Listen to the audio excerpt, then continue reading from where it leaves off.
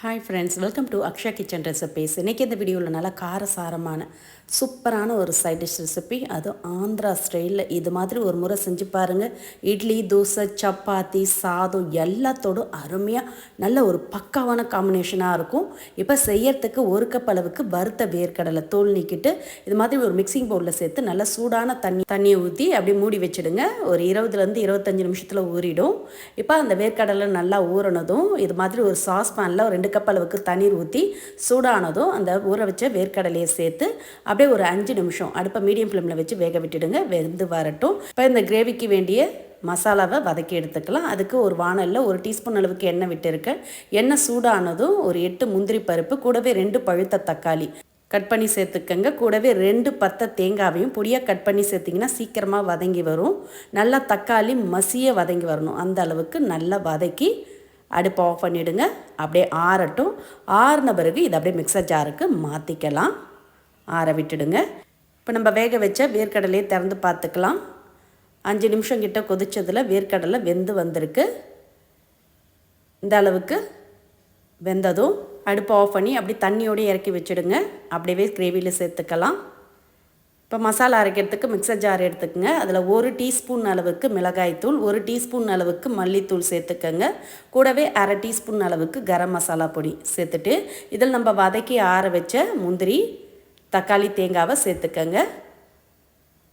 சேர்த்துட்டு கொஞ்சமாக தண்ணி விட்டு நல்லா மைய அரைச்சி எடுத்துகிட்டு வந்துடுங்க. அதிகமாக தண்ணி சேர்த்துற வேண்டாம். கொஞ்சமாக தண்ணி விட்டு இந்த அளவுக்கு மைய அரைச்சி எடுத்து வச்சுக்கோங்க.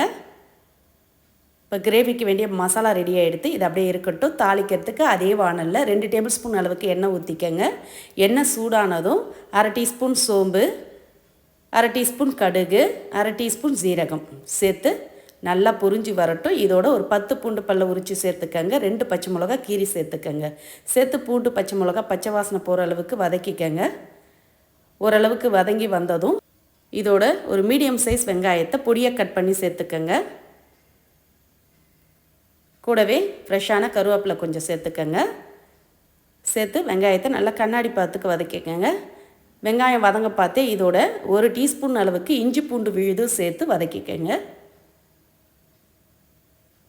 நல்லா வெங்காயம், இஞ்சி பூண்டு விழுது வதங்கி வந்ததும் இதோட வேக வச்ச வேர்க்கடலையை தண்ணியோடையே சேர்த்துக்கங்க.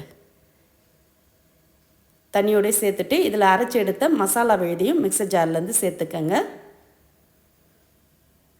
சேர்த்துட்டு மிக்சர் ஜாரில் கொஞ்சமாக தண்ணி விட்டு அலசி ஊற்றிக்கங்க. உங்களுக்கு கிரேவி எந்த அளவுக்கு திக்காக தண்ணியாக வேணுமோ அந்த அளவுக்கு 1 கப் அளவுக்கு தண்ணீர் அலசி ஊற்றி நல்லா கலந்துக்கங்க. கூடவே இந்த கிரேவிக்கு தேவையான அளவு உப்பு 1 டீஸ்பூன் அளவு சேர்த்து கலந்துட்டு மூடிடுங்க. மூடி ஒரு 4லேருந்து 5 நிமிஷம் அப்படியே குக் ஆகட்டும். இடையில ஒரு 2 முறை கலந்து விடுங்க. பாருங்கள், எண்ணெய்லாம் பிரிஞ்சு நல்லா கொஞ்சம் கிரேவி திக்கான பதத்துக்கு வந்திருக்கு. இப்போ இதோட ஃப்ரெஷ்ஷான கொத்தமல்லி இலைகள் பொடியாக கட் பண்ணி தூவி கலந்துட்டு அடுப்பை ஆஃப் பண்ணிவிடுங்க. நல்ல மணக்க சுவையான வேர்க்கடலை கறி ரெடியாக எடுத்து இது ஒன்று இருந்தால் போதுங்க. இட்லி, தோசை, சப்பாத்தி, ஆப்பம், பரோட்டா, இடியாப்பம், மதிய சாதத்துக்கு கூட நீங்கள் சேர்த்து சாப்பிட்லாம். சூப்பராக நல்ல ஒரு பக்காவான காம்பினேஷனாக இருக்கும்.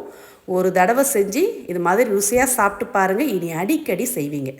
நல்ல மணக்க அருமையான சுவையில் வேர்க்கடலை கறி குருமா ரெடி. இதே மாதிரி இதே அளவுகளோடு நீங்களும் செஞ்சு பாருங்கள். செஞ்சு பார்த்துட்டு உங்களோட கருத்துக்களை கமெண்டில் தெரிவிங்க. இந்த ஈஸியான சைட் டிஷ் ரெசிபி உங்களுக்கு பிடிச்சிருந்தா வீடியோக்கு ஒரு லைக் கொடுங்க. ஃப்ரெண்ட்ஸ் அண்ட் ரிலேட்டிவோட இந்த வீடியோவை நிறைய ஷேர் பண்ணுங்கள். மறக்காமல் நம்மளுடைய சேனலையும் சப்ஸ்கிரைப் பண்ணிவிடுங்க. நன்றி, வணக்கம்.